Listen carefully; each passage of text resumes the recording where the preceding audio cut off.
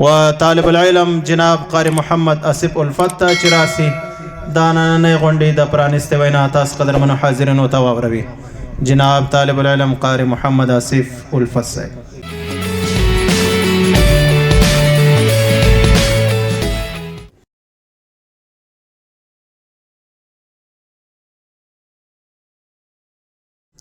وبعد عزتمندو دغه محفل مبارکي واستاذ القرى فضيلة القرى حافظ مولوي محمد اسماعيل ماهر بدري حفظهم الله توایم او د قرى وحضرات مبارکي وایم او د دوی فلار او ورونو ته مبارکي وایم الله دې ورته مبارک وګرځي او دغه کلی خلکو ته مبارکي وایم چې د دوی په همکاري سره د دې مدرسې سره همکار ول او دلته دغه ګولان طالبان وروزل او نن هغه د قرآن عظیم الشان د حفظ لپاره غیږي او د دوی په ویاړ نن دا محفل جوړ شوی دی. دوی ته دې مبارک وي او الله رب العزت دې دوی کوم همکاري او کومک ورسره کړی الله دې ورته اجر عظیم ورکړي. عزتمندو حضارو محترمینو، موږ او تاسو د رسول الله صلی الله علیه وسلم امتین یو، نو موږ او تاسو به د رسول الله صلی الله علیه وسلم سره محبت کوو. خو عزتمند د رسول الله صلی الله علیه وسلم سره چې محبت کوي ته به په څنګه طریقه او په څنګه شاسر محبت د رسول الله مبارک سره کوي. عزتمند د رسول الله صلی الله علیه وسلم سره کته محبت کوي ته د رسول الله صلی الله علیه وسلم په نقش قدم باندې ولاړ او د رسول الله صلی الله علیه وسلم سنت طریقه مختاره کا کومه لاره چې رسول الله صلی الله علیه وسلم مختاره کړي ته هم هغه لاره مختاره کا. په کوم کار سره چې رسول الله صلی الله علیه وسلم خوشحالیږي ته خوشحاله اوسه، په کوم کار سره چې رسول الله مبارک خوابدی کیږي ته خوابدی اوسه. نو عزتمندو موږ او تاسو خو وایو چې زه د رسول الله مبارک سره محبت لرم، خو د رسول الله صلی الله علیه وسلم سره چې محبت ته کوي هغه به ته د رسول الله مبارک سنت راژوندی کوي. د رسول الله صلی الله علیه وسلم سنت هغه دا دی چې ته لنګوټه او پیشژیره مخریه، دا د رسول الله مبارک هغه سنت دی چې د رسول الله مبارک د سنت طریقې سره مطابق ځان جوړول هغه به ته دا سنت راژوندی کوي. دا خو عزتمندو په مسلمانانو کې دا عرف دی، کله چې یو څوک لیدلی وي نو نن مې یو پلانکی سړی و داسې پر سنت طریقه برابر و او پر سنت طریقه برابر و څنګه سړی و دی سړی و ښه تورې ژیرې وه او لنګوټه یې پیچلې وه. کله چې یو بل وخت یو بل سړی لیدلی یو ژیرخرایه یې لیدلی یو له سر یې لیدلی وي نو وایي نن مې یو سړی ولید د سنت طریقې خلاف و. نو خلاف څنګه شی و هغه دی و چې ژیره یې خریلې و لڅ سر و سر یې سلسلې جوړه کړې وه. نو عزتمندو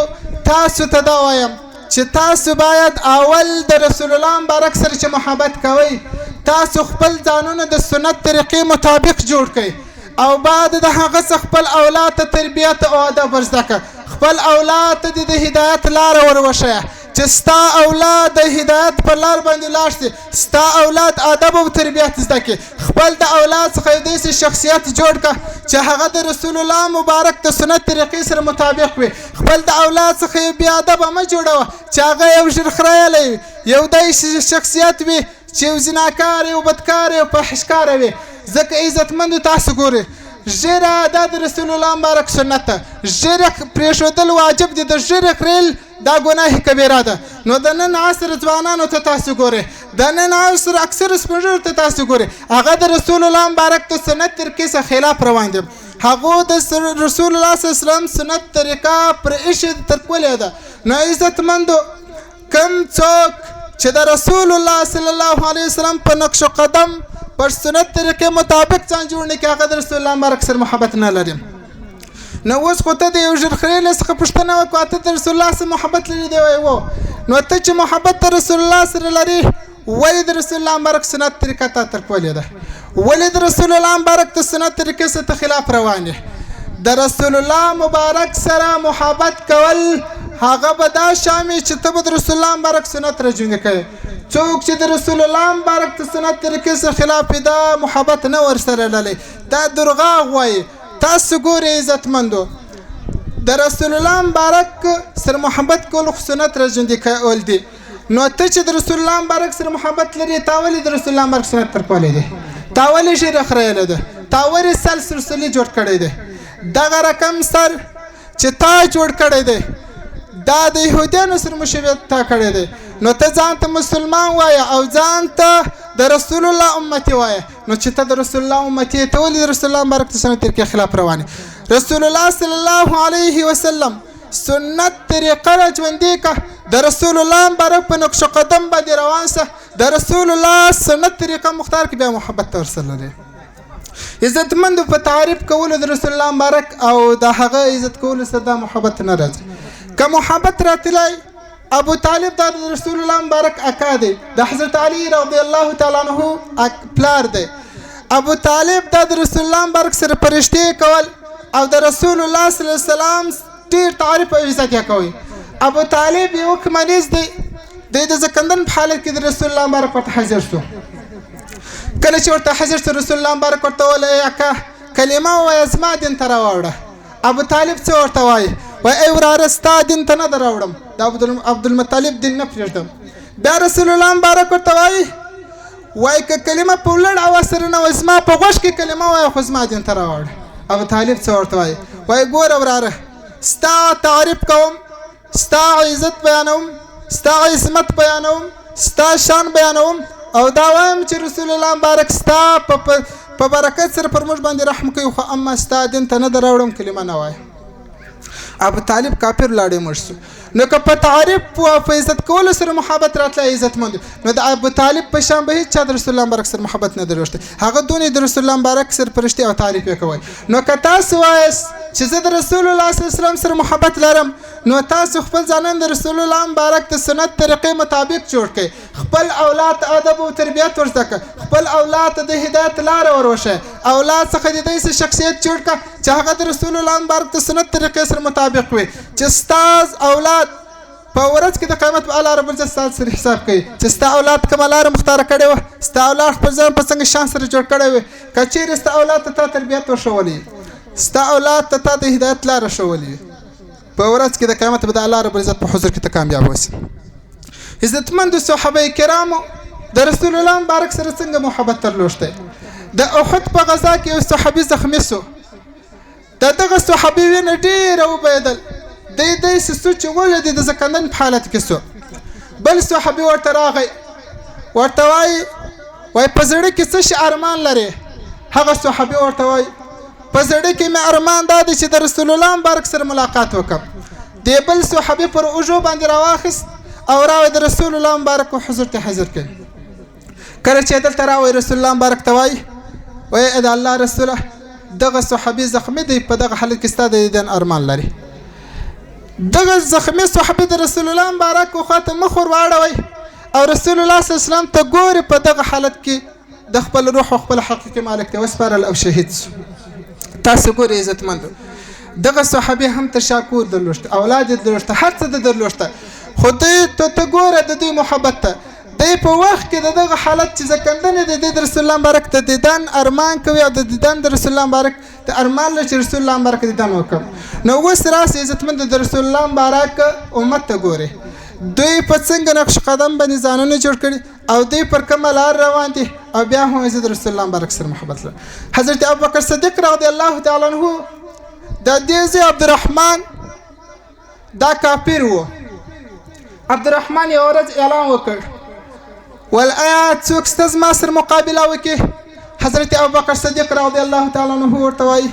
وایي زه مقابله در سره کوم حضرت ابوبکر صدیق رضی الله تعالی عنہ د خپل عبدالرحمن سره مقابله وکړه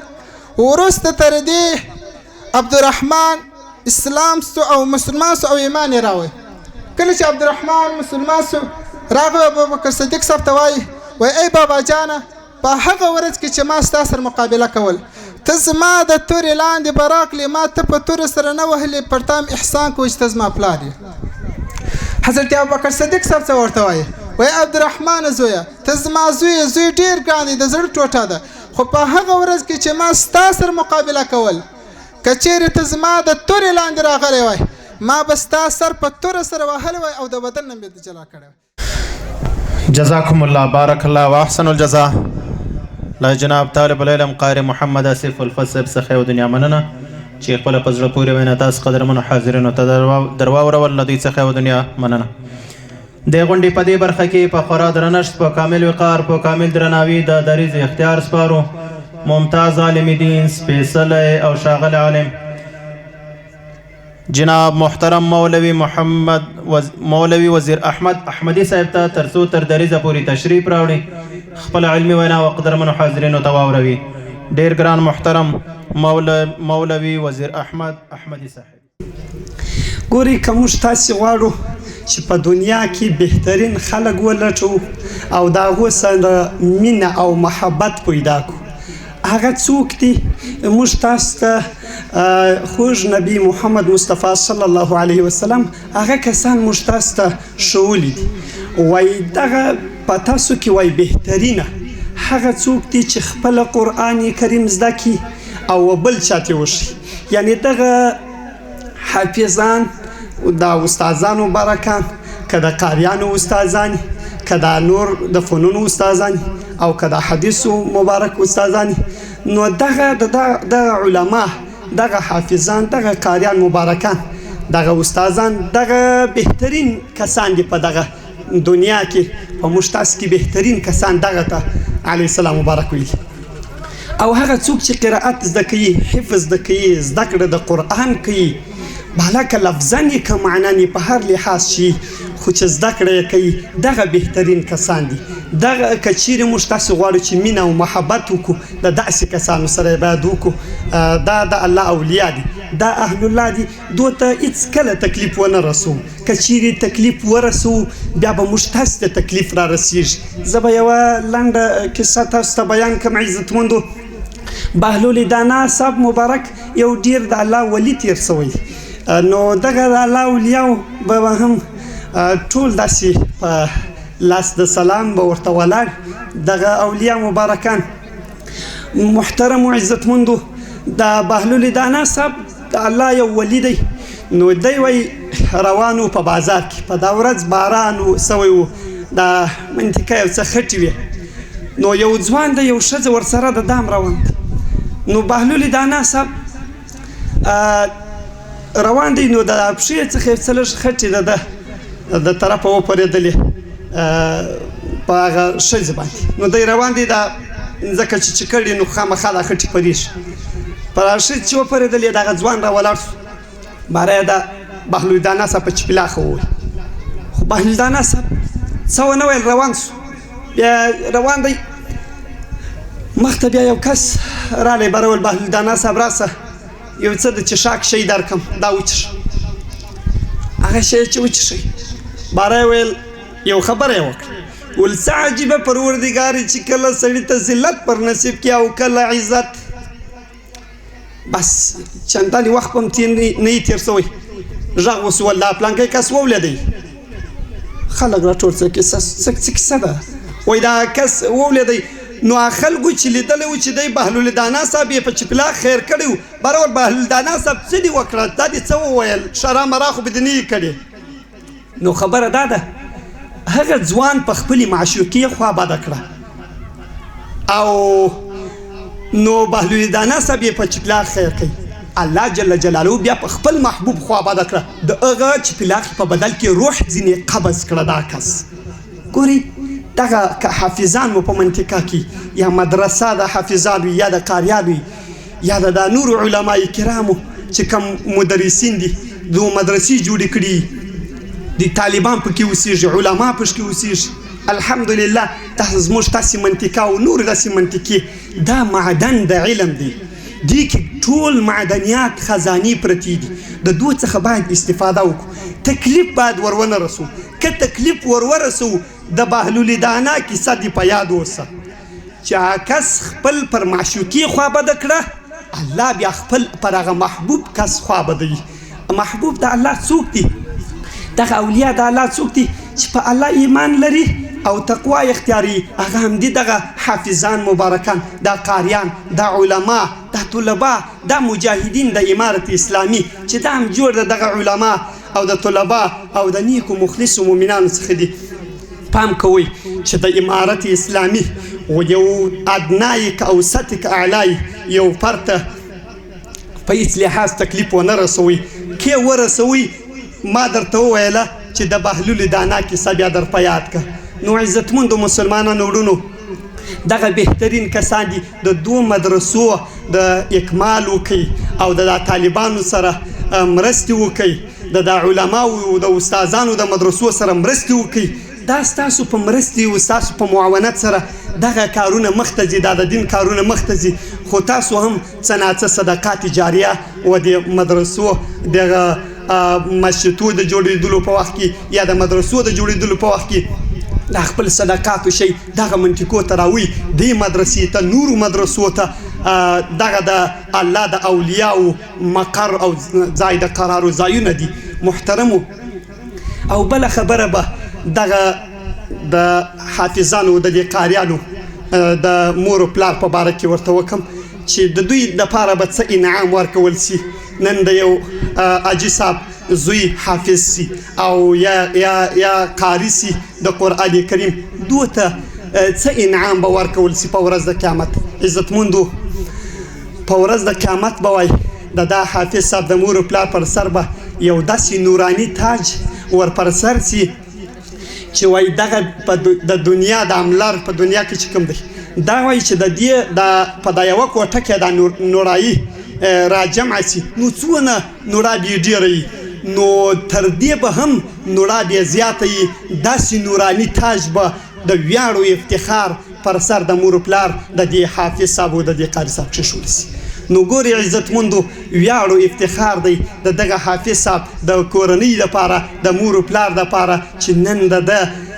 دې حاجي صاحب زوی حافظ د قرآن کریم کېږي یا قاري د قرآن کریم کېږي. ګورې عزتمندو، دغه د حافظان او یا د قاریان چې نن فارغېږي، دا تاسو ته ضرورت لري چې تاسو د دوی اکمال وکړئ. ګوره عزتمنده وروره، یو ګل وشه یو نال دی یو ځای کرلی نو شین کړی دي، نو دا اوبه چې ورکې ورځ په ورځ هغه تازه کېږي، نور ګلان کوي، نور خوشبویي په منطقه کې راولي. نو ته د دغه حافظ صاحب مرستندویه اوسه، ته کومک ورسره کوه. حافظ صاحب که کتاب ته ضرورت لري د کتاب غم مه کوه، که هر شي ته ضرورت لري چې ستا ضرورت یې هغه به زه در پوره کوم، خو ورته ته خپل بالا خپل علم ته متوجه اوسه، خپل مدرسې ته ځه. نو تاسو یې اکمال وکئ چې بیا نور ګلان زیات سي او د دې ګل خوشبویي نور هم پر منطقه خوشبوه کی او معطره کی. علماء کرام ناست دي، دوی به خپل ملغلرې غوندې بیانونه تاسو ته پیش کړي او عرض کړي. خپل بیان ته اختتام ورکوم و آخر دعوانا ان الحمد لله رب العالمین. محترم مولوی وزیر احمد احمدي صاحب چې موږ تاسو ته خپل قیمتي وینا راواورول، له دوی څخه و دنیا مننه کوم. د پروګرام په دې برخه کې د ترنم ډګر ته ځو، د ترنم لپاره بلنه ورکوو خوږه به ترانه ویونکی جناب قاری نعمت الله مزمل ته چې راسي خپل ترتیب کړی شعر تاسو قدرمنو حاضرینو ته واوروي. قاری نعمت الله مزمل صاحب. پارغیژ گلان د پاک دین عاشقان د الله د رسول جانشین وارثان، مبارک مصدا خوشحالی په هر آن و محفل تا مین راغلی خپلوان. فارغیږي ګلان د پاک دین عاشقان د الله د رسول جانشین وارثان، مبارک مصدا خوشحالی په هر آن و محفل تراغلی په مین خپلوان. زړونه پاک لانی پاک د قرآن مینوال، لا ډېر وخت و دستار فضیلت تلیوال. زړونه پاک لانی پاک د قرآن مینوال، لا ډېر وخت و دستار فضیلت تلیوال. حقیقی معنان د پاک دین خادمان، د الله د رسول جانشین وارثان فارغیږي ګلان د پاک دین عاشقان د الله د رسول جانشین وارثان مبارک مو ساده خوشحالی په هر آن و محفل ته په مینه راغلي خپلوان دا د زموږ افکار ساز امتحان کې ممتاز ورتړي لنګوټه نن په ښه لوړ اعزاز دا د زموږ افکار ساز امتحان کې ممتاز ورتړي لنګوټه نن په ښه لوړ اعزاز د دې عصر ویاړمن محترم طالبان د الله د رسول جانشین وارثان فارغیږي ګلان د پاک دین عاشقان د الله د رسول جانشین وارثان ورپا سر کې سپین پاچ شایسته تر مماچ زموږ تعلیم تربیه آخرت کې سرتاج د هیواد مینوال مینا پال ځوانان د الله د رسول جانشین وارثان فارغیږي ګلان د پاک دین عاشقان د الله د رسول جانشین وارثان د شاعر شاعري د زړه وي نظمې شي د الله د پاک دین عاشقان چې ستایي د شاعر شاعري د زړه وي نظمې شي د الله د پاک دین عاشقان چې ستایي زما مزامل ملنګ دی ډالۍ دا داستان د الله د رسول جانشین وارثان فارغیږي ګلان د پاک دین عاشقان د الله د رسول جانشین وارثان مبارک مو ساده خوشحالی په هر آن و محفل ته راغلي په مینه خپلوان یوه نړۍ مننه ستاسو له توجه خورا درنښت په کامل وقار په کامل درناوي د دریځ اختیار سپارو ممتاز عالم دین سپیڅلی او ښاغلی عالم د فقاهت سرچینه المتخصص في الحديث النبوي صلى الله عليه وسلم فضيلة الشيخ مفتي علاؤالدین راشد صاحب ته تر څو تر دریځه پورې تشریف راوړي خپل علمي وینا و قدرمنو حاضرینو ته ور واوروي ډېر ګران محترم مفتي علاؤالدین راشد صاحب نحمده ونصلي على رسوله الكريم وبعد فأعوذ بالله من الشيطان الرجيم بسم الله الرحمن الرحيم وذكر فإن الذكرى تنفع المؤمنين صدق الله العلي العظيم عزیزان و دوستانو ابتداءً په لومړی سر کې او په اول شروع کې د دې پرتمینې غونډې او د دې عظیمې جلسې د دې مبارکې جلسې او د دې عظیم الشان جلسې او غونډې مبارکي و محترم حافظ او قاری مولوی محمد اسماعیل بدری صاحب ته ووایم الله جل جلاله دې دا دینی مرکز او دا علمی مرکز او دا نورانی مرکز پر روانو کلو کې ستر مرکز د علم وګرځوي لکه څنګه چې اوس هم یو مرکز د علم دی او الله جل جلاله دې حافظ مولوي صاحب ته مزید ترقی او نور هم پرمختګ ورنصیب کړي. په دوم پړاو کې د دې حافظ صاحبانو حافظانو و پلار ته او د هغوی کورنۍ ته او دغه رنګه د هغوی و خپلوانو ته مبارکي وایو. واقعا جناب مفتی صاحب وزیر احمد الاحمدي هغه تاسو ته د حافظ منزلت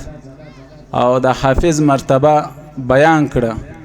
او تاسو ته بیان وکړي چې حافظ څونه مرتبه لري، چې یو د هغه مراتبو څخه دا دی چې د ده و پلار و مور ته به تاج به پر سر ورکوه کېږي. نو عزیزانو فضایل د حافظ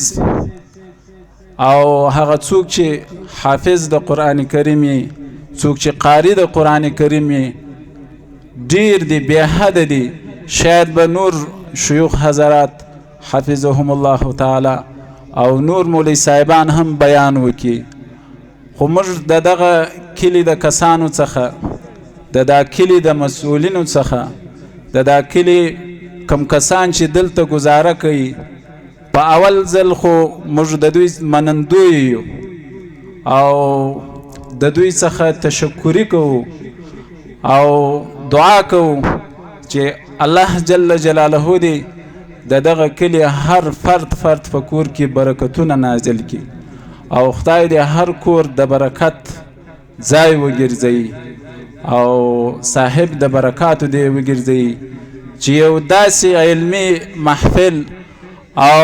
یو داسې عظیم شانه محفل یا یو داسې مکان او داسې موقع برابر کړه چې تاسو ته مولوي صاحبان علما راسي او یو داسې عظیم شانه جلسه وکړي. عزیزانو که دا مدرسه د جامعة الهدى او که د دې شاوخوا ته نورې مدرسې دي لکه د جناب مولوي وزیر احمد صاحب مدرسه یا د مفتی یار محمد صاحب مدرسه او یا دا خواته د زموږ شیخ صاحب مبارک مدرسه ده، دا ټول مدارسو مقصد مرام او قصد هغه مطلب هغه یو شی دی، صرف دین ته خدمت کول دی. خو بیا هم موږ دعاوې کوو چې الله جل جلاله دې دا مراکز ټوله وساتي او ټوله د قدر وړ دي، ټوله مدرسې د قدر وړ دي. نو که ستاسې په دې علاقه کې دا مدرسه ده یا نورې مدرسې دي نو پر موږ تاسې لازمه ده چې د ټولو حمایت وکړو. عزیزانو حمایت دې ته نه وایي چې تاسې خپل د کور سرمایه راواخلئ مکمل، هر څونه چې ستاسې په وسه وي، هر څونه چې ستاسې تر توانه پورې هغه خپل مدرسې ته، کومه مدرسه چې تاسې ته نږدې ده، صدقه کوئ، خیرات کوئ او نور داسې اعمال دینی اعمال چې تاسې کوئ ځانونه ورورسوئ او دغه مدارسو سره خپل تر توانه پورې کومک وکئ. دا لازمه نه ده عزیزانو دوستانو چې تاسې به خپل ځانونه تاوانیان کوئ یا به ځانونه پوروړي کوئ، خو دا لازمه ده، دا حتمی ده چې تاسې به داسې کار کوئ چې هغوی به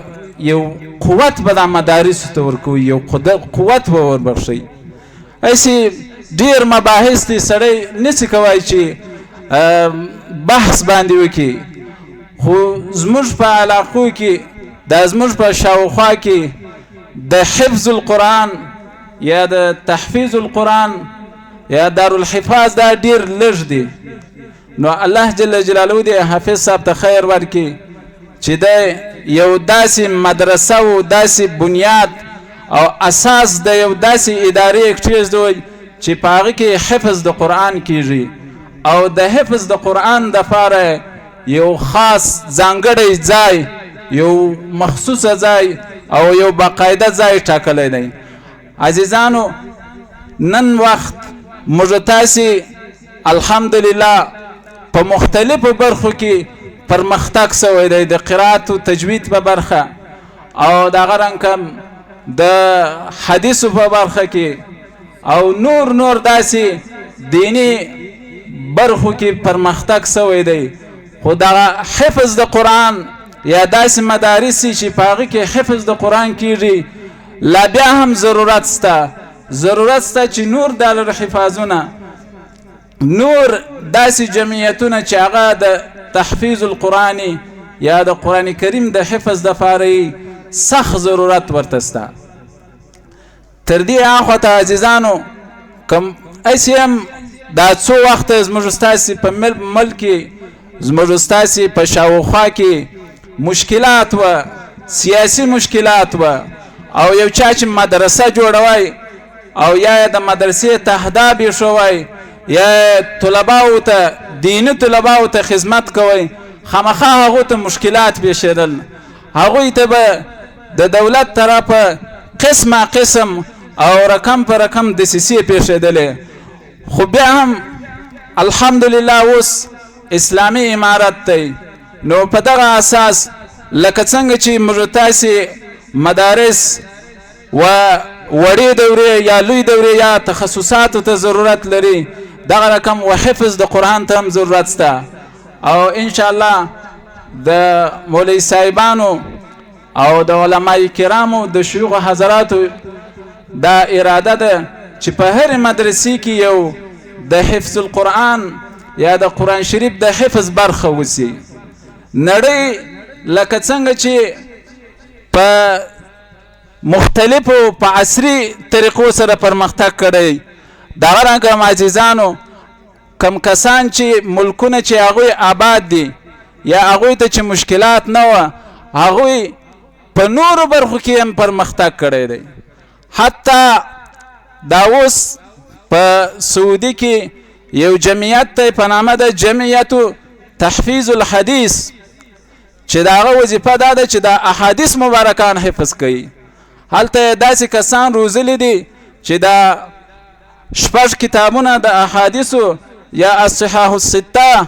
یا الکتب السته دا ټوله د یو کوچنی هلک باقاعده حفظي، بلکې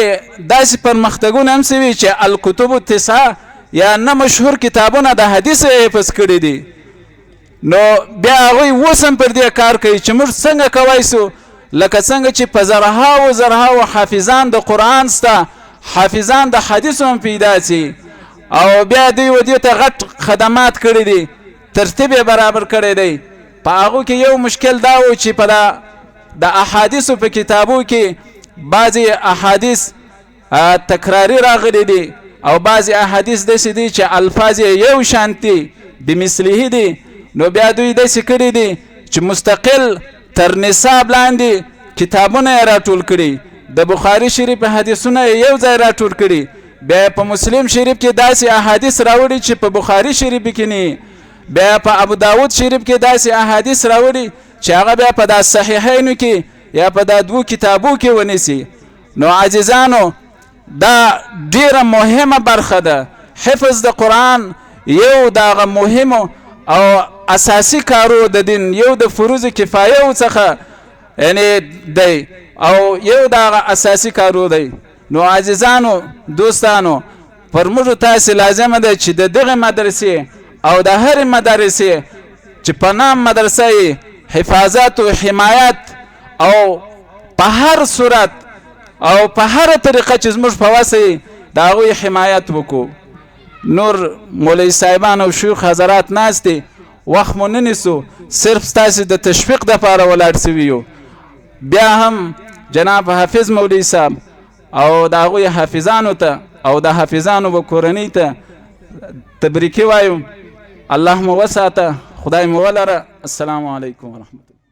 فزړه کې د بلال چې ساده هجر سری لمبي وي روان لمدینه و پژړای سرګ سره وي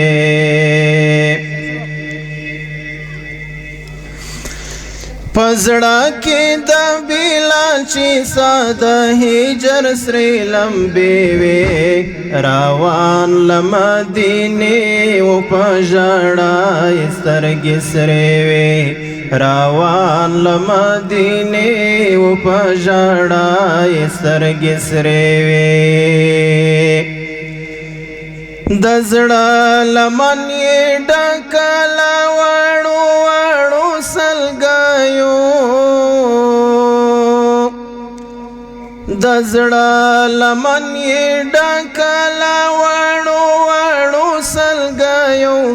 اک شونډې یې لغمه څنګه غوټې غوټې پرې وې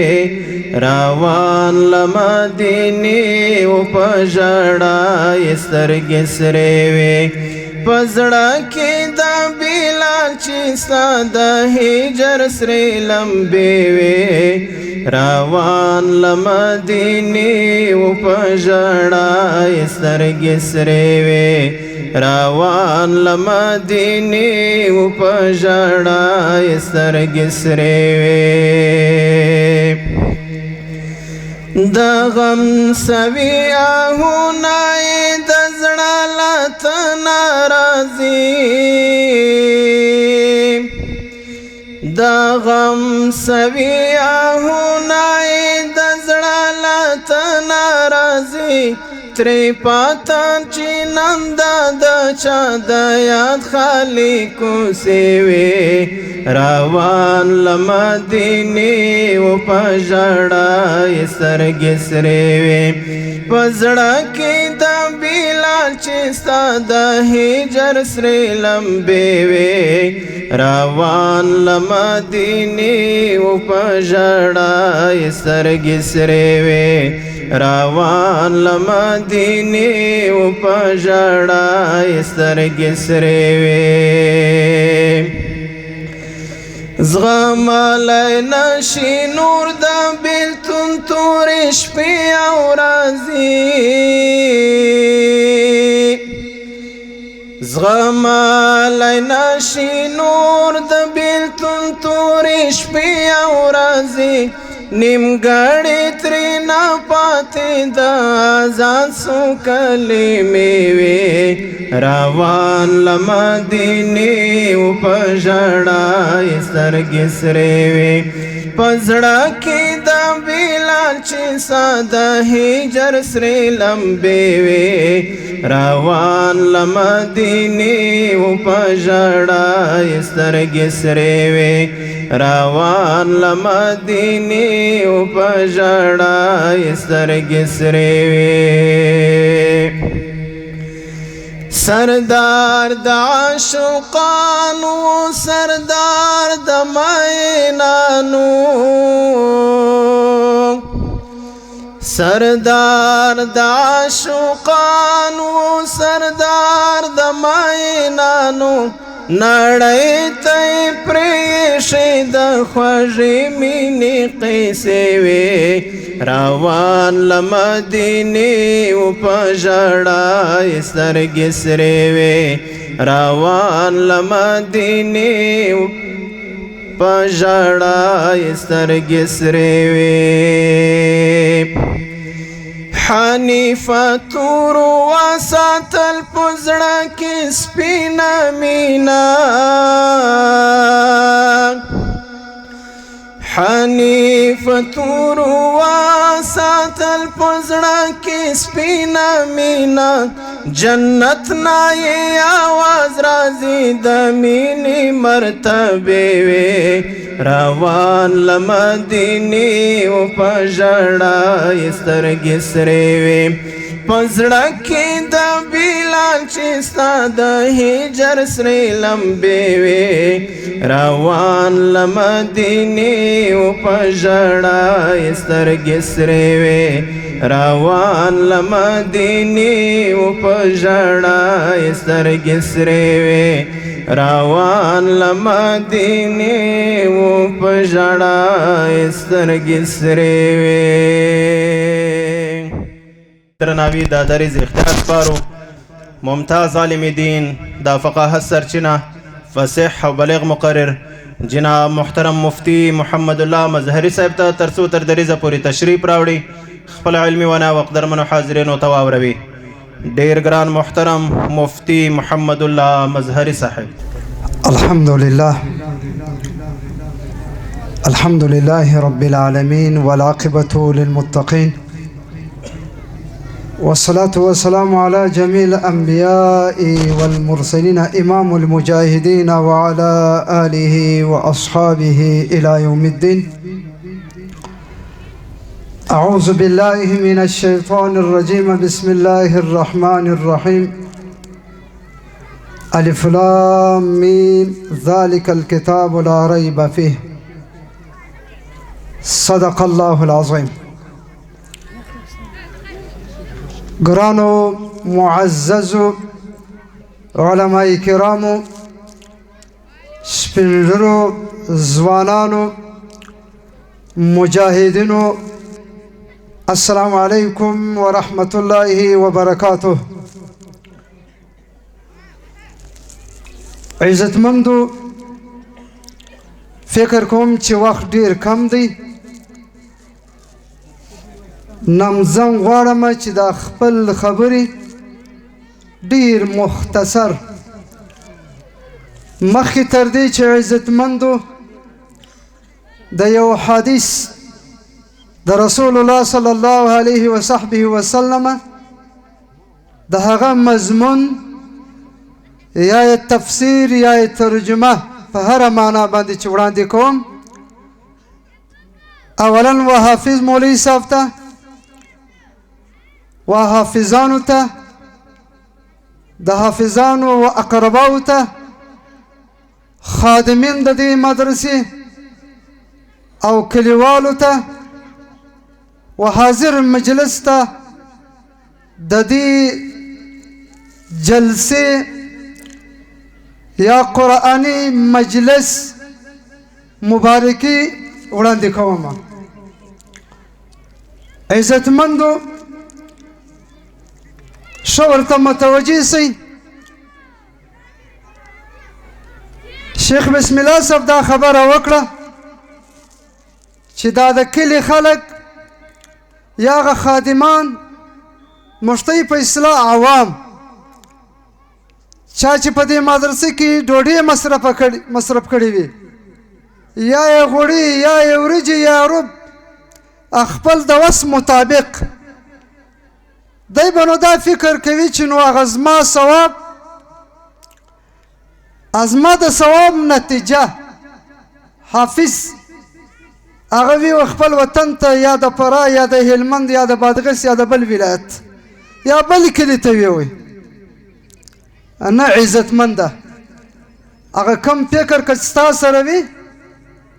هغه هغسې نه دی. رسول الله صلی الله علیه وسلم وایي ښه ورته متوجه سئ، 4 کسان چې هغه جنتیان وي د جنت پر در باندې یا د جنت دروازې څخه دوی ولاړ دي، د دوی جنګجان پر دې باندې دی. یو وایي زه مخته ځم جنت ته، بل وایي زه مختم جنت ته. 4 کسان دي. په 4 کسان کې یو مولوي صاحب دی، یو حاجي صاحب دی، یو مجاهد صاحب دی، یو سخي صاحب دی. ښه ورته متوجه سئ. سخي وایي زه مخته ځم، مجاهد وایي زه مخته ځم، عالم وایي زه مخته ځم او حاجي وایي زه مخته ځم. د دوی په مابینځ کې جنجال شته. الله جل جلاله خپل د طرفه ملایکه وراسي چې ورسه کم جنجال چې د دوی په مابینځ کې دی هغه د دوی صلح وکړه. نو عزتمندو د الله ملایکه راځي، اول د حاجي صاحب څه پوښتنه کوي چې حاجي صاحب تا په دنیا کې څه عمل کړی و چې اوس ته وایې زه ځم جنت ته تر دوی مخکې. ګوره صرف په دې ځای کې د دوی جنګجال دی چې جنت ته وایي زه مخته ځم، زه تر تا حقداره یم. حاجي صاحب محترم و دې ملایکه ته وایي ما د خدای دپاره پیسې مصرف کړې وه، حج ته تللی ومه، د الله و کعبې ته د رسول الله صلی الله علیه وصحبه وسلم و حوزې ته و روضې مبارکې ته د دې دپاره چې زه حاجي یم نو زه غواړم چې مخکې جنت ته ولاړ سم دا ملایکې پوښتنه ځینې کوي چې حاجي صاحب چا درته وویله چې دا حج دومره ثواب لري دومره مرتبه لري وایي ما ته عالم وویل وایي عالم ستا استاذ دې هلته ودرېږه راسې د مجاهد څه پوښتنه کوي ګوره عزتمندو مجاهد ډېره غټه مرتبه لري کتاب الجهاد موږ 14 کتابه په فقه کې لرو د کتاب طهارت څخه شروع کوي تر میراثه پورې چې فرائض ورته وایي په دې کې یو کتاب په نامه د کتاب الجهاد دی چې بیا په دې کې فصلونه شته په دې کې بابونه شته مجاهد دومره ډېره مرتبه لري چې الله په قرآن کې وایي ولا تقولوا لمن يقتل في سبيل الله اموات بل احياء ولكن لا تشعرون مجاهد یقیني ژوندی دی لیکن الله وایي تاسې نه په پوهېږئ چې څه رقم ژوندی دی حتی عزتمندو چې کوم کس ځي و قبر ته دا د دنیا ارمان نه لري چې راسي و دنیا ته برته مړ سي برته ولاړ سي و قبر ته لیکن مجاهد لري ځکه مجاهد کله چې د ده وینه لا نه یې رسېدلې و مځکې ته دومره خوند و لذت دی محسوس کړي چې هغه لذت هغه خوند بیا په جنت کې هم نه وي لکه څه رقم چې جنتیان د الله په ملاقات باندې دومره لذت محسوس کړي چې د جنت ټوله میوې د جنت ټوله خبرې ځینې یرسي پوښتنه ځینې کوي چې مجاهده تا څه عمل کړی په دنیا کې وایي ما د خدای دپاره د کافرانو په مقابل کې ولاړ د خدای دپاره په شهادت رسېدلی وم موږ تاسې دا تیر نظام د جمهوریت ولیدئ داسې ځوانان چې تر اوسه پورې چا غوښه لا هم نه دي لیدلی دغه بې پیلوټه تیاره چې څوک یې پر چا باندې بمبار کړی دی اول خو یې غوښه نه وه که چیرې غوښه وای هغه به دونه ډوکان به سره ټولېدل بالمشاهده موږ تاسې ولیدله وایي ما د خدای دپاره دا کار کړی نو دا ملایکه پوښتنه ځینې کوي چې ای مجاهده تا ته چا ویل چې جهاد دومره ثواب لري دومره مرتبې لري دومره درجې لري وایي ما ته عالم ویل وایي ته هم یو طرف ته ودرېږه راسئ د سخي صاحب څه پوښتنه وکړي سخي صاحب تا په دنیا کې څه عمل کړی و چې ته اوس وایې زه مخ ته ځم جنت ته وایي ما خو په دنیا کې مدرسه مې همسایه وه د مدرسې همسایه ومه د دارالفاظ همسایه ومه ما د دې دارالفاظ سره د دغه مدرسې والا سره کومکونه مې کړي دي پیسې مې ورکړي دي غوړې مې ورکړي ورب مې ورکړي ورجې مې ورکړي ما ساتلې وه د دې متعلق عزتمند خلاصه درته وایم هندو کافر عزتمندو چې هغه کافر دی د کافر ځای جنت نه دی بلکې جهنم دی لیکن د دغه طالبانو په واسطه باندې چې دوی د طالبان سره ښه کوي الله جنت ته استوي په هندوستان کې یو هندو دکاندار دی د طالبانو چې دی هغه ساتنګه کوي لیکن یو شپه د خلاصه درته هم کیسه مکمله نه درته کوم یو شپه خوب ویني د شپې 1 بجه ده چې یو څوک یې کښېنوي وایي کښېنه چې کله کښېني دا سړی ډېر نوراني وي ډېر ښایسته وي هغه هندو ورته وایي ته څوک یې وایي زه محمد رسول الله صلی الله علیه وصحبه وسلم یم رسول الله صلی الله علیه وسلم د هندو کور ته ورځي ای مسلمانه رسول الله ستا کور ته به رانسي رسول الله به پر تا پوښتنه ونه کړي چې ته د طالب سره د دارالحفاظ سره د مدرسې سره ته کومک ونه کړي هندو ورته وایي څه کیسه ده ته خو د مسلمانانو پیغمبر یې زموږ پیغمبر نه یې ته د مسلمانانو رسول یې زموږ رسول خو نه یې وایي زه الله استولی یم ما ته الله ویلی دی چې ورسه د دې هندو کور ته د دې کافر کور ته ورسه زیری وکړه چې الله جل جلاله ستا اسلامیت قبول کړی دی الله ته ټوله کورنۍ په اسلام مشرفه کوي رسول الله صلی الله علیه وسلم زیزنی سهار دا هندو خپل ټوله فامیل د دارال دیوبند و بغل ته مدرسې و بغل ته یې کور دی دلته یې دکان دی زه هغه عالم څه پوښتنه کوي چې ما ته د اسلام کلمه راوښیه چې زه مسلمان سمه نو ګوره عزتمندو چې الله جل جلاله په خاطر د طالبانو په خاطر د دارالحفاظ چې دی خادم د قرآن وي خادم د طالبان وي الله هندو هغه مشرفه کوي په اسلام باندې ما تا خو مسلمانان یو نو زما ستا په درجې څونه به وي سخي څه پوښتنه کوي سخي ورته وایي ما خو د خدای دپاره کومک کړی زما په کلي کې مدرسه وه ما ډوډۍ ورکړې وه وایي چا درته وویل چې د طالبان سره کومک کول د مدرسې سره کومک کول د حافظانو سره کومک کول چا درته چې ثواب لري وایي مولوي صاحب راته وویل عالم راته وویل وایي تا مالته ودې ستا استاذ دی راسې د جناب مولوي صاحب څه پوښتنه وکړي ښه مولوي صاحب تا په دنیا کې څه عمل کړی دی چې ته تر د حاجي صاحب تر مجاهد تر سخي مختصم وایي ما د خدای د رضا دپاره 10 کاله 12 کاله په مدرسه او په وجیره کې هم سبقان مې ول بعد هغه چې فارغه شولم بیا چې ژوندی وم د مرګ تر ساعته پورې بیا مې د مسلمانانو بچانو ته تعلیم قرآن احادیث فقه ورښول عقاید مې ورښوله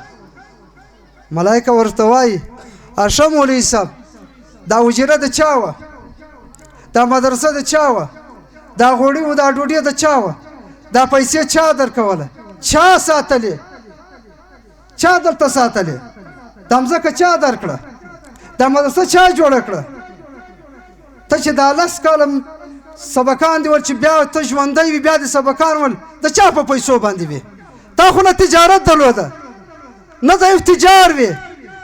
نه یو دکاندار وي نه یو زراعت درلوده نه د مالداري درلوده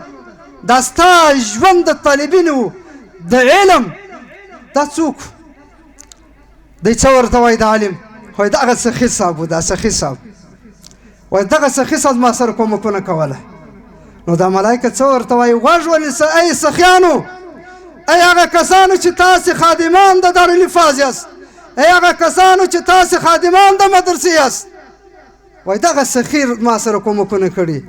نو د الله ملایکه ورته وایي سخي صاحب راس مخ ته ولاړ شه جنت ته ای سخي ستا په دونه ډوډۍ باندې ستا په یو بشکې غوړي باندې ستا په یو بوجۍ وریجې باندې ستا په یو ټیم غوړو باندې ستا په یو 50 سیاسلو په روب باندې الله جل جلاله تر عالم تر مجاهد تر سخي تر حاجي دا سخي ته الله جل جلاله ملائکه وایي ملا سه جنت ته مخ ته ولاړ شه نو که غواړې چې دغه مرتبې ته ځان ورسه د خپل مدرسو سره د خپل د دارالحفاظانو سره چې کوم ځای دارالحفاظ وي کوم ځای مدرسه وي کومک ورسره کوئ فکر کوم چې خبرې مې لا نه خلاصوي او وخت به تمام شوی خو لیکن یو کوچناکه کیسه درته کومه بل خپل خبرو ته خاتمه ورکومه عزتمندو ګورئ ښه ورته متوجه سئ موږ ته ډېر خلک راځي خپل د زامنو څخه په تکلیف سر ټکوي نو ګورئ عزتمندو چې پوښتنه کوو زوی د طالب دی نه زوی د څوک دی امي دی وخت چې زوی د امي و هغه د فلارو د مور د مشر د عالم قدر نه پیژني ځکه دی دا تعلیم نه دی کړی نو ګورئ موږ تاسې یو ساده مثال درته وایم موږ تاسې چې غنم کرو زه په بازار کې ګورو چې ښه غنم وي ښه سره غنم وي دا کرو ځکه ښه غنم راځي هغه ښه غنم کوي نو دلته دغه مدرسې دا عزتمندو دا دلته داسې شان روزل کېږي چې نتیجه یې ډېره خوندوره وي سبا عالم ځینې جوړېږي سبا حافظ ځینې جوړېږي ته به په قبر کې ثواب درته رسېږي ته به هلته په قبر کې به د دې د حافظ د دې قاري د دې عالم ثواب درته رسېږي یو ملا دی یو عالم د په یو کلي کې وجره لري طالبان ته سبقان وایي دغه عالم دا استاد ورته طالبان ته وایي که یو وخت زه مړ شولم بیا راسئ زما قبر ته زه تې ته سبقان وایم هغو طالبانو ټیک د شپې ورځې تېرېږي د عالم مري چې مري یو طالب خپل کتاب وړي د قبر د خپل د استاد و قبر ته د قبر د خوا سبقان استاد ورته وایي یو 3 ورځې چې تېرې شوې 4مه ورځ چې دا طالب خپل کتاب غوړوي پر هغه عادت باندې چې د قبر د خوا غږ نشته هر څه طالب چې انتظار اوس به غږ وسي خو هغه انتظار یم ختم شو رالی خپل وجیره ته فکر یې د ځان سره وکړئ چې دا استاد خوا به دی سوی دی نو بالا سبقان نه راته وایي نو درته زه څه کوم چې له وخت تېروم په دې کلي کې ځم بل کلي ته بلې مدرسې ته ځم بلې وجیرې ته ځم طالب خپله بستره اخلي د طالبینو بستره ده چې د کلي اوسه وځي یوه کونډه ښځه ویني چې د مدرسې طالب ووتی د وجیرې طالب ووتی نو دلته یو کوچنک زوی لري نو دا خپل زوی ته وایي زوی ته ورسه سپاره راواخه طالب د مدرسې د کلي څه وځي ورسه د الف ب خو درته وښي دا به مو ارمان نسي چې زموږ په کلي کې طالبان وه زموږ په کلي کې مدرسه وه لیکن یو ورځ زما زوی سبقان هم پر ونه وایي هغه زوی یا کوچنک زوی طالب جانه ودرېږه څه وایه طالب ورته وایي څه وایي وایي زما مور راته وایي چې دغه یو الف ب ورته خو راوښه وایي راس الف ب ت څه ورښیي طالب ځي پر لار روان دی د ځان سره فکر کوي چې پله دا د استاد و قبر ته ولاړ شه د خدای پامانۍ ځینې وکړه ډېر وخت یې ورسره تېر کړی دی کله چې عزتمند و قبر ته نږدې کېږي استاد غږ پر کوي طالب جانه چیرې زه بستره دې اخیستې کومې خوا ته روان یې وایي استاده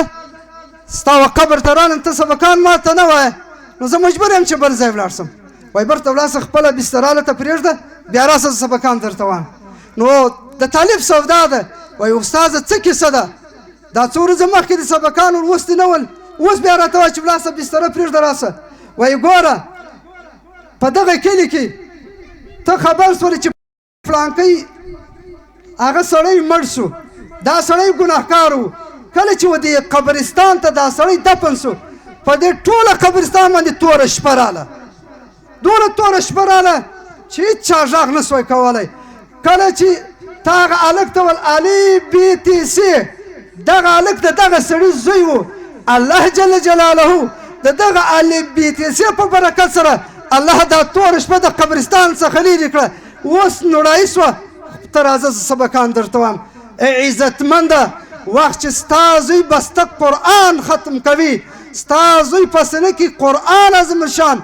10 ټکه یا 10 سپارې قرآن عظیم الشان د ده په سینه کې وي نو ته فکر کوه چې یو انسان د الف ب ت س په برکت سره الله د عذاب څخه ساتي ته خپل فکر کوه نو وخت نه نیسم بیا په آخر کې یو ځل بیا و حافظ مولوي صاحب او د ده و هغه همکارانو ته و خادمینو ته و د کلیوالو ته بیا یو ځل بیا مبارکي ورته وایم السلام علیکم ورحمة الله وبرکاته پای کې په خورا درنښت په کامل وقار په کامل درناوي دا دریځ اختیار سپارو ممتاز عالم دین سپېڅلی او ښاغلی عالم د فقاهت سرچینه مجاهد جهادي شخصیت د هرات د ولایت د صنعت او تجارت د پارکونو چارو ریاست امیر جناب محترم حافظ مولوي باز محمد نذیر صاحب ته تر څو تر دریځه پورې تشریف راوړي خپل علمي وینا ودرنو حاضرینو ته په مختصر انداز کې ور واوروي دا یوه مسله دوستانو راځو د حفاظو کرام پر برابر باندې تاسې دې ته متوجه الحافظ جل جلاله د الله رب العالمین په اوصافو کې یو صفت دی چې حافظ ورته ویل سوي دغه حافظ دا ماشوم چې نن د حفظ د دستار په فضیلت باندې منوره کیږي دا د نن څخه هاخوا ته نور هغه صفات چې مخکې درلودې یا نه درلودې هغه ځینې لرې کیږي صفت د حفظ د ده سره ځای کیږي او دا واضح خبره ده یو کتاب لیکلی هدایت الانام په نامه کتاب دی وایي په ورځ د اشترګاه به الله رب العالمین دا علما راټول کړي ټولو ته به وایي که ښه یې که بد یې چې ځئ ما بخښلي جنت الوارث ما خپل صفت په دې خاطر په تاسو کې نه وایشئ چې د جهنم په اور وسوځم دغه حافظان چې الله رب العالمین نن خپل صفت ورته عطا کړي د دوی سینې اور نور نه سوځي انشاءالله العزیز نبی کریم صلی الله علیه و آله وسلم فرمایي وعن عقبة ابن عامر قال سمعت الرسول الله صلى الله عليه وآله وسلم يقول لو جعل القرآن في إهاب ثم ألقي في النار ما احترق رواه دارمي وای کچیری جناب رسول الله اسلام فرمایي کچیری تاسې قرآن واخه ولیکي په یو پوستوکي کې دا پوستوکي ورته وروغورځوئ دا پوستوکي به ور نه وسوځي نو ستاسو د هغه سینې په شان کې څه فکر چې قرآن حفظ کړی وي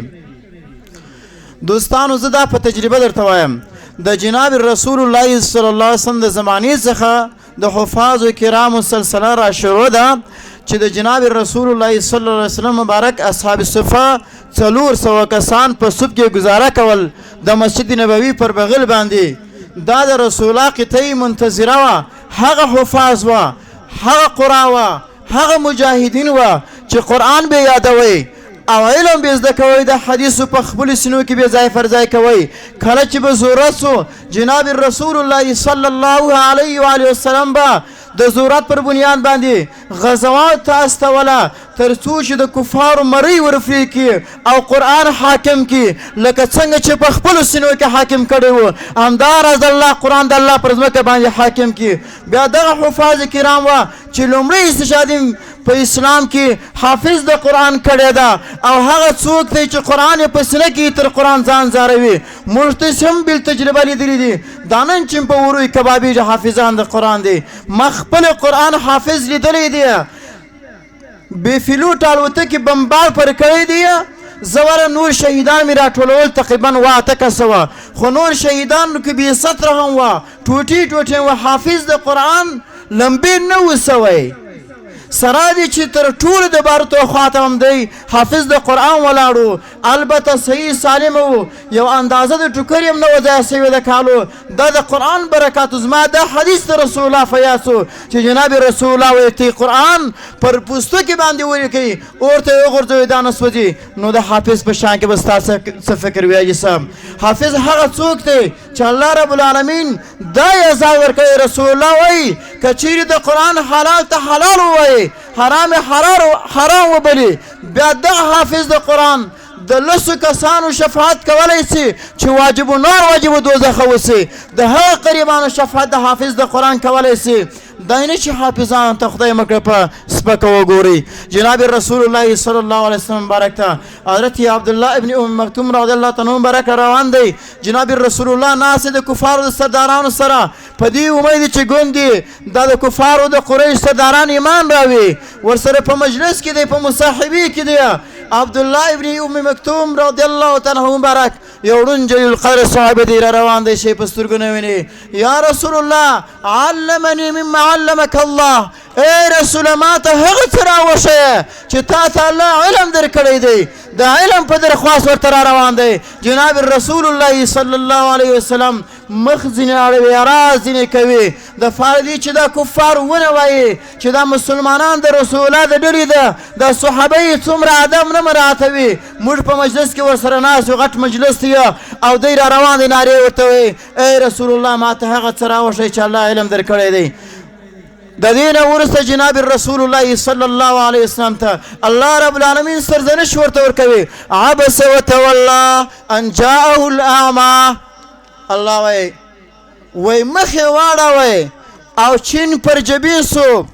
او تندی یې تروش کوي رسول الله اعراض یې وکړئ د هغه طالب العلم څخه د هغه حافظ چې قرآن یې زده کوه حدیث یې زده کوله الله جناب رسول الله ته سرزنش ورکوي بل وخت هغه صحابي چې راته دا ړوند صحابي جناب رسول الله به ورته ولاړ سو خپل پټو یا څادر شی به ورته هوا کې شړی به و شراغلی دی و تا ته چې ستا په شان کې ماته الله سرزنش را کړی دی جناب رسول الله به دې طالب علم دی حافظ قدر وکړي دا چې قرآن یادوه حدیث زده کول ځینې نو دوستان پر مرتبه باندې اعزاز د دې فقراو د هغه کسان چې الله رب العالمین وایي للفقراء الذين احصروا في سبيل الله لا يستطيعون ضربا في الارض يحسبهم الجاهل الاغنياء من التعفف تعرفون بسماهم الله وایي هغه کسانو ته تاسو صدقه ورکړئ هغه کسانو ته د خیرات لاس ور وژکړئ چې هغه د خدای دپاره ناست ځانونه یې بند کړي وي پر یوه تفسیر باندې مجاهدین فی سبیل الله دي ناست په ځمکه کې تصرف د تجارت نشي کولی کشف کرونده نشي کولی البته یوازې قطعې منتظره د جهاد دپاره ناسته ده او غواړي چې اسلام حاکم کړي خپل د سرو د وینې په بدله باندې یادو ته نفقه ورکوي. یا یو تفسیر دا دی د هغه طالبانو حافظان چې په مدارسو کې وسیږي او دوی دا نه غواړي چې پنځه کې ولاړ شي ځان ته نفقه پیدا کړي، صرف او صرف د الله دین زده کوي، د الله دین بندګانو ته رسوي. تاسو دې کسانو سره نفقه او خیرات ورکوي. البته هغه کسانان چې د دوی په حال نه خبر یې علاوه دوی دا ګمان پر کوي د اغنیا چې آیا دا به غنانو لباس ګوري. تفسیر طبراني مبارک وایي دوی لباسونه داسې لکه د اغنیاو ده، لکه تجارانو ده. تاسې ورته وګورئ ته د تجارانو زمن دي. زه فکر نه کوم چې یو تجار زوی وي. او الله رب العالمین ویلي دوی کالي داسې ښایسته کالي لکه تجارانو ده. البته دوی دومره فقرا او مساکین دي چې یوه روپۍ هم په جیب کې نه لري. ورسې طالبان په دا مدارسو کې پراته دي، د حفاظ داسې جیبونه در وګورئ. ښه شوداره کالي یې اغوستي، څڼې غوړې کړي، ښه مبارکې چیرې، په جیب کې به زما 5 روپۍ هم نه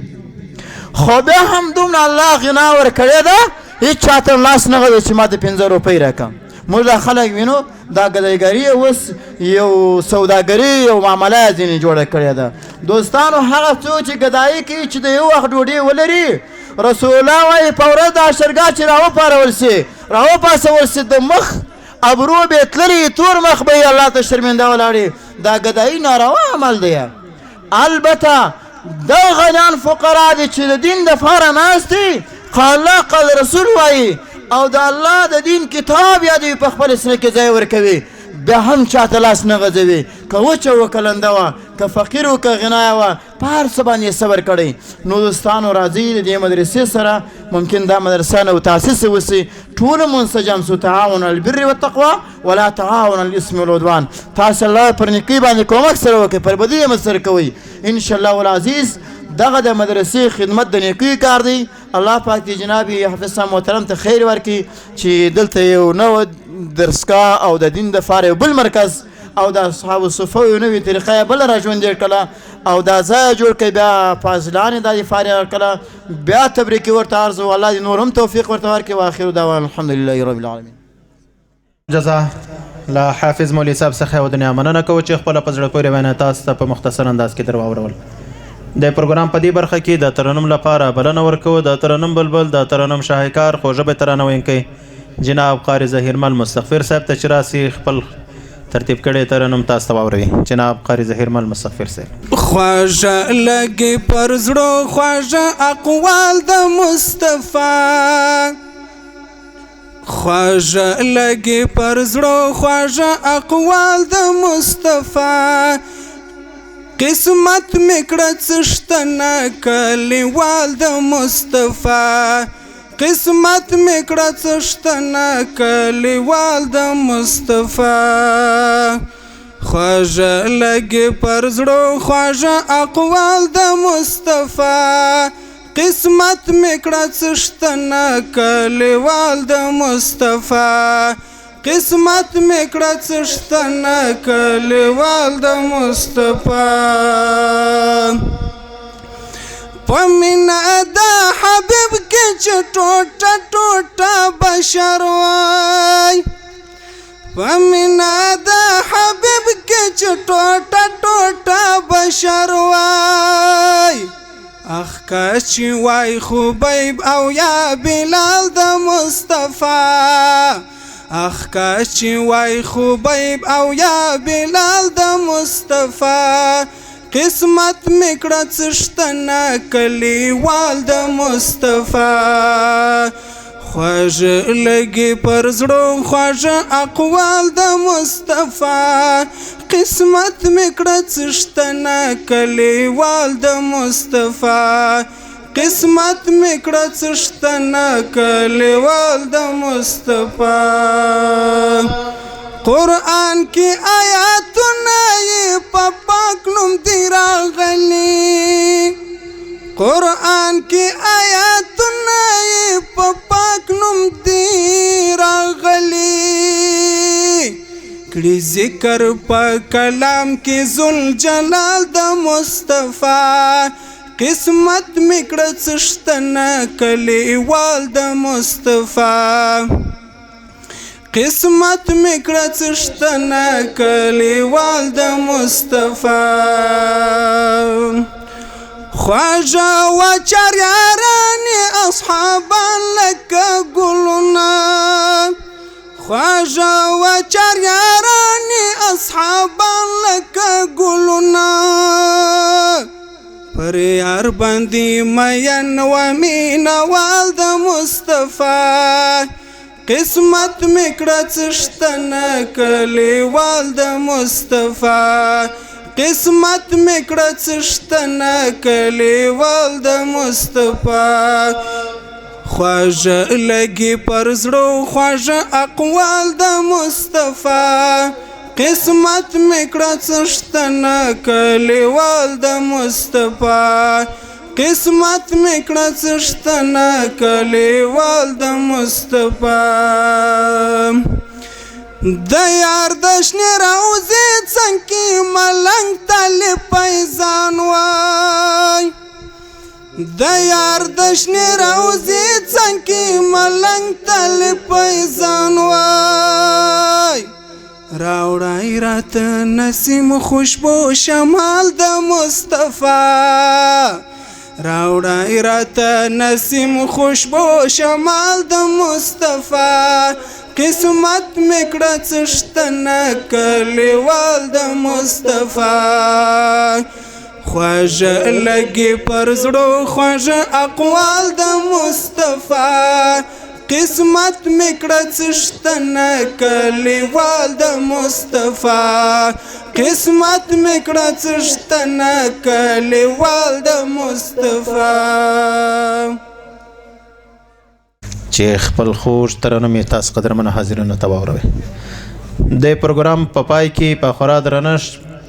په ډېر ادب او احترام بلنه ورکوو استاد القراء والحفاظ سپیڅلی او ښاغلی عالم جناب محترم حافظ مولوي محمد اسماعیل ماهر بدري صاحب ته تر څو تر دریځه پورې تشریف راوړي ورغلو قدرمنو حاضرینو ته خپل د شکریې تورې وړاندې کړي جناب حافظ مولوي محمد اسماعیل ماهر بدري صاحب سبحان الأبدي الأبد سبحان الواحد الأحد سبحان الفرد الصمد سبحان رافع السماء بغير عمد سبحان من بسط الأرض على ماء جمد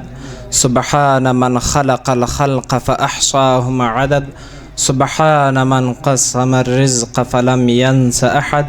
سبحان الذي لم يتخذ صاحبة ولا ولد سبحان الذي لم يلد ولم يولد ولم يكن له كفوا أحد یو ځل پر رسول الله صلی الله علیه وسلم باندې درود شریف ختم کړئ اللهم صل علی محترم او عزیزان وروڼو الله پاک دی وکړي چې تاسې ستړي سوي نه یاستې ستاسې د ټولو وخت مو ونیوئ بالخصوص هغه شیوخ کرام چې د لرې ځای څخه راغلي دي او یا د نږدې ځای څخه راغلي دي چې هر قدم یې راخیستی دی الله پاک دې د دوی په قدمو په عوض کې اجر عظیم ورکړي او هغه کسان بالخصوص د دې امنیت کسان چې دلته خدمت کړی دی الله پاک دې اجر عظیم ورکړي او کم کسان چې انتظامات والا دي یا د دې اهل د دې قریې والا دي الله پاک دې دوی ته جنت الفردوس ورلره ورکړي ځکه چې بیخي بې نهایته ډېر خدمت یې وکړي الله پاک دی وکړي چې تاسې ټوله خوشحاله او راضي اوسئ السلام علیکم ورحمت الله تعالی قدرمنو حاضرینو زموږ د نننۍ پرتمینې غونډې تقریري او ترنمیزه لړۍ هم پر دې ځای پای ته ورسېده له تاسو قدرمنو څخه هیله کوو لکه څنګه چې ناست یاست همدغسې ناست واوسئ اوس به انشاءالله العزیز